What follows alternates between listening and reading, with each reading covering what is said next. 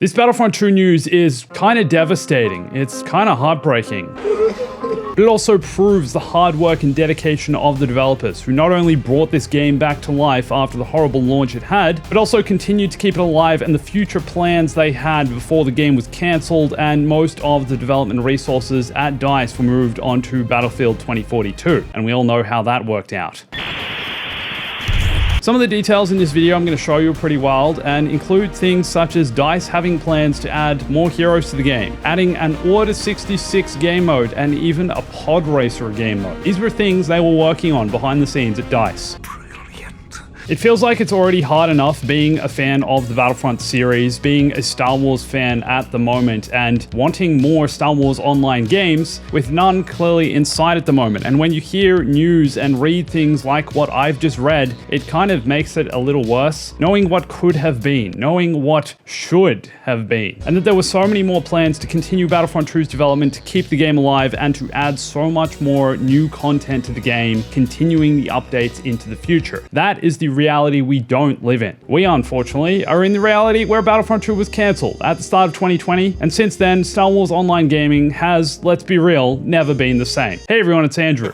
The silver lining of all of this is that it was never the developers' fault that Battlefront 2 was cancelled. DICE and the developers there were so passionate about this game and wanted to continue development into the future, and even Dennis Brandvold cheekily said a while back that the reason he didn't continue working at DICE after Battlefront 2's cancellation was because they didn't let him work on Battlefront 3. There would be no Battlefront without you. And as it turns out, the developers had so many more plans to continue Battlefront 2's development into the future, past 2020 and into the beyond, and would have continued to develop seasonal updates for the game that would include new heroes, new maps, new locations, potentially even new game modes, and more. Now, about a year ago, I made a similar video to this talking about some of the additional content that was to be added to Battlefront 2 that was revealed after the game's cancellation was in the pipeline, and that included things like Ahsoka as a new hero, things like Mustafar as a new planet, more Clone Wars content such as plans for Captain Rex and Cad Bane to be added to the game, Sabine Wren, a C-3PO skin. The developers had so much more in their plans, but they never came to fruition. The game was shut down. And a lot of this does have to do with the Disney and Lucasfilm side of things, and I think them taking Star Wars in a new direction, it seems. But some of these new details that have recently been revealed about what Battlefront 2 could have been are truly heartbreaking, knowing what this game could have been. We were on the verge of greatness. We were this close. So every now and then, I still drop into the Star Wars Battlefront subreddit to see what's going on in the community and see what the latest is with the game. And a few months ago, the developer Matt Helge, who was a live producer on Battlefront 2, and then went on to work on Battlefield 2042, and then I believe left DICE to work on Star Trek Infinite, revealed new details about what the internal developers at DICE were planning for the future of this game. And it's quite interesting reading what he says here, because it seems like the developers at DICE only had a limited amount of freedom when it came to working with Lucasfilm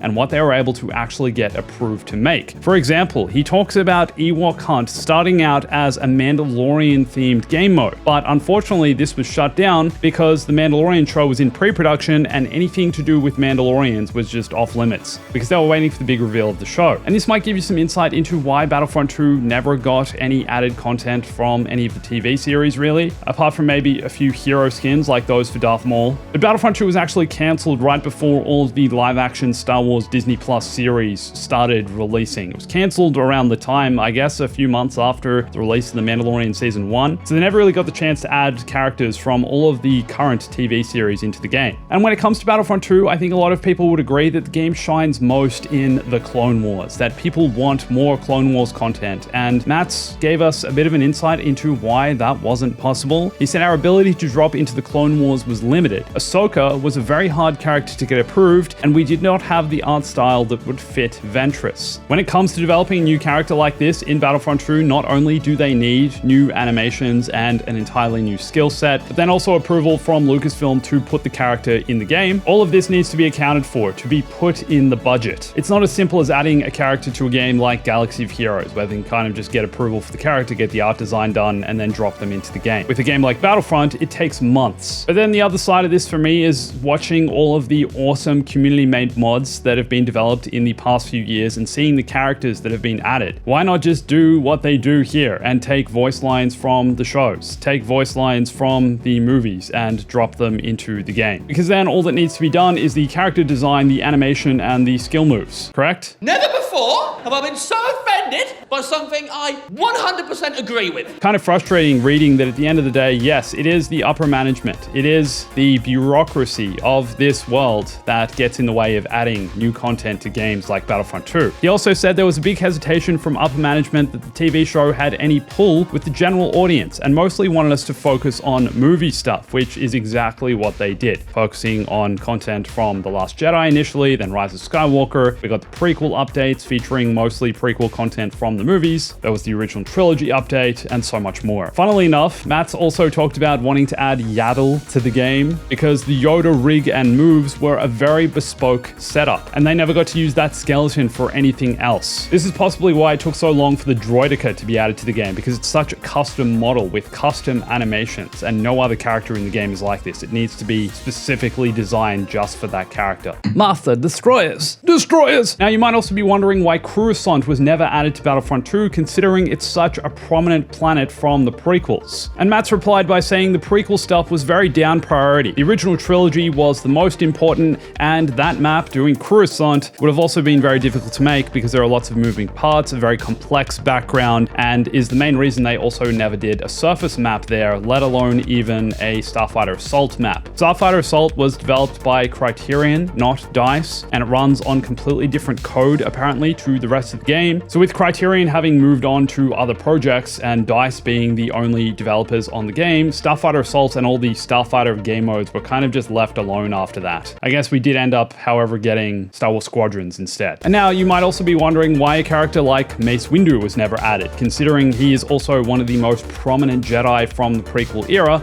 and seems like an easy character to get into the game. Well, the problem here is that he's not really a diverse kind of character, apparently. He's just basically another Jedi with a single-bladed lightsaber. Take a seat. The developers instead had their attention focused more on characters like Ahsoka, who were a bit different, a bit more unique, and could offer some more variety to the game. And then Ventress, I guess, would be the dark side character that would release alongside Ahsoka, because for every light side character, there needs to be a dark side character. They're also trying to develop more ranged characters, which is funny because you think that Jango Fett would be in the game. I'm just a simple man trying to make my way in the universe. I'm still surprised Jango never made it into the game, but apparently Jango was always an easy one to make, but adding more flying heroes to the dark side was not something we aimed for. If we ever got around to adding Sabine Wren, I think Jango could have been the dark side version of this. But he also said if we were doing Sabine, then Pre Vizsla would have most likely been the flying counter, considering they're from the same era and kind of go hand in hand. It's a bit weird releasing Jango Fett and Sabine together. Again though, really disappointing hearing that anything to do with the Mandalorian TV series was just simply off limits, that Lucasfilm weren't interested. Perhaps at this time they were developing the other Mandalorian game that also got cancelled, which was being developed at Respawn. Really sad to see that one never saw the light of day, but it seemed like Lucasfilm had bigger plans for Mandalorians in the gaming space that they still haven't really fulfilled or cashed in on. What's the deal, Lucasfilm? It feels like it's a money printing idea. Everyone would want a Mandalorian game, why not make it happen? I mentioned before how he said Ewok Hunt was initially supposed to be a Mandalorian-style game mode, and apparently this was going to be something of a battle royale or a hunting mode for a big monster. 50 versus 1, but also then the other 50 against each other. It feels like if this released, this would have been really hard game mode to populate, especially nowadays considering Battlefront 2's servers are pretty empty for the most part. At any one time, I believe there's only 1 or 2 matches running of the primary game modes like Supremacy. Now, Battlefront 2 also had some wackier ideas for game modes that were to be added to the game, and an example of one of these is Jetpack Cargo. I believe this came out of a dev jam day where the developers are basically able to kind of work on any funky ideas that they want and put together something like this. Jetpack Cargo was released only as a limited time game mode because it was super janky and was too buggy to stay in the game apparently. However, apparently there was also another studio that made pod racing for Battlefront 2, that it was in the game at some point as a bit of a prototype, but apparently was also very janky and very early development. This one crushes me the most though. There was another dev jam where one of their teams made an Order 66 game mode. It was in the game. They made an Order 66 mode, 4 Jedi versus unlimited clones, Left 4 Dead-like, with each Jedi having one ability. I guess these would have been generic styles of Jedi. One had a shield, one had heal, one had push, lots of teamwork, a teamwork-focused game mode featuring Force Jedi, and it only worked on Kashyyyk. Why was this never added to the game? This feels like the greatest idea for a game mode for a Battlefront-style game. Order 66 could have been in Battlefront 2, guys. Just let that sit with you. This is getting out of hand. Now, apparently there were also more plans for original trilogy game modes and content, and apparently the developers were working on this before they found out that the game was closing, that the game was going to end, and this would have included things like capital ships for the original trilogy era, which they don't have, and more skins. When asked about what he personally would have wanted to see in the game, Matt's replied with Night Sisters. Wish we could have done a lot of those. I feel like Night Sisters could have also worked in an additional hunt-style game mode. Apparently R2-D2 was also pitched several times to be added as a hero to the game. However, the game already kind of has a lot of original trilogy content, and the developers couldn't really come up with a good dark side option for R2, therefore he never made it into the game. Now, apparently the co-op game mode that we have currently in Battlefront 2 started out as being something a little bit different. Matt said they found it very fun when prototyping it, but our prototype was Supremacy with 4 players and 100 bots. So basically just an overwhelming amount of enemies kind of coming at you, but also some being on your team. And if this launched based on the prototype version of the game, it would have potentially been Battlefront 2's largest game mode with the most amount of bots and AI on screen at any one time. Then the idea evolved into it being its own mode, which it is today in the game, with better progress, moving to different capture points, with 4 players, mowing down bots, and an occasional hero and reinforcement that come at you as well, which I think is also fun. I love co-op in Battlefront 2. Interesting hearing that it was something different to begin with though. Also a few reasons why a PvE Heroes vs Villains style game mode was never added to the game, where you can just face against hero bots. And apparently part of the reason this never came to fruition was because there were already too many game modes in Battlefront 2. It was already a problem they were struggling with, likely with memory size, keeping the game stable. And towards the end of development, the team was very small and they needed to focus on what was doable and not what they wanted. However, if they'd made Battlefront 3, the sequel to Battlefront 2, they would have utilized the new AI they developed for Battlefront 2 and continued to make more PvE style game modes, potentially a Heroes vs Villains offline mode. It's crazy and heartbreaking hearing him say things like everyone on the team wanted to stay on the game. They wanted to continue to develop Battlefront 2 and then also develop Battlefront 3, but DICE wanted them to develop 2042. EA had moved on, Disney had moved on, and then apparently 90% of the team who worked on Battlefront 2 left DICE because of this. Crazy, the whole thing just broke apart because they were no longer working on a Star Wars game.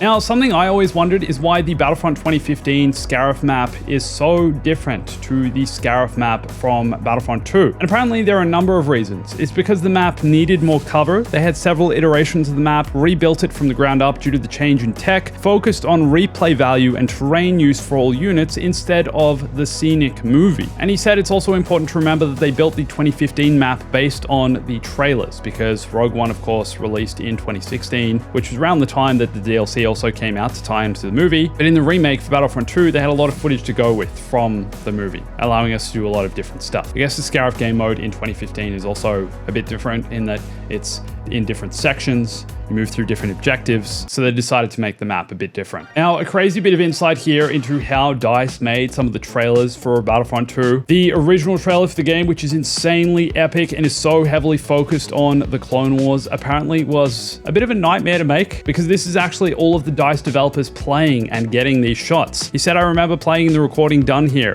with one of the clone troopers. The director would give us actions to do and we would do them over and over. And it took so many takes. Every cut you see in there of actual gameplay and not just CGI, I would say is at least 20 takes. Some of them took 50 takes. My head was already spinning with how much effort it was and how there should be a cinema tool in Frostbite to do these things instead of getting 20 plus people into a playtest room for a day. The time and effort to make these was huge. A lot of game trailers are indeed made like this, where it's literally people playing the game and someone using a cinematic tool to film them as they're doing this. But I think in recent times, it's also become more common to automate a lot of this. that a lot of this can be done using an in-game cinema tool. Now, apparently when it comes to Battlefront 2, there were also plans to bring Poe Dameron into the game, and the reason he never made it into the game was because they couldn't get in touch with his agent to get him booked for the voiceover, and they also couldn't get an agreement signed to go for someone else's voice, to get a different voice actor. And apparently this is why BB-8 was added to the game instead, alongside BB-9E. Kind of interesting, because Poe Dameron is of course one of the most prominent characters from the sequel era. Battlefront 2 had so many sequel updates and so much sequel content, and yet he was never brought to the game. Somehow. Now, a few years ago, Dennis Brandvold, the lead developer on Battlefront 2, also revealed more details about some of the original plans for Star Wars Battlefront 2015, and some of the DLCs that would be added to the game. For example, the Outer Rim pack was originally going to introduce Chewbacca and Bossk, and was originally going to be a Sullust-only pack depending on the other stuff. Bespin was going to feature Lando and IG-88. However, he was then replaced by Dengar because rigging a droid character was going to take too long. It's much harder to make a droid than it is to just animate a human. And then the droid-style characters were of course moved to Battlefront 2. We never got IG-88 though. There are mods you can play as though. The Death Star pack was going to feature Obi-Wan as a playable hero. I'm assuming Old Man Obi-Wan considering its original trilogy, and then also Tarkin. He said, I can't fully recall why we didn't do Tarkin. Maybe it had something to do with the character going to be showing up in Rogue One later on, and they weren't able to reveal Tarkin as a character here. He also said we weren't sure that the Rogue One DLC was even going to happen, so the backup plan was R2-D2 as a full-on hero instead of as a game mode objective, replacing Obi-Wan on the Death Star, and Obi-Wan headlining a Mos Eisley pack for Battlefront 1, likely with Greedo as the dark side character. But then Rogue One did indeed happen, so Mos Eisley was moved to Battlefront 2. Interesting that even in Battlefront 2, Obi-Wan wasn't released alongside the original release of the game. It was a DLC, the Clone Wars, that brought him to the game, the update, and apparently Dennis was really unhappy about this. He flipped. And when he announced that Star Wars Battlefront 2 was returning to the Clone Wars at EA Play, you can see he's quite happy. And yes, he will be going up against my own personal favorite, Jedi Master Obi-Wan Kenobi.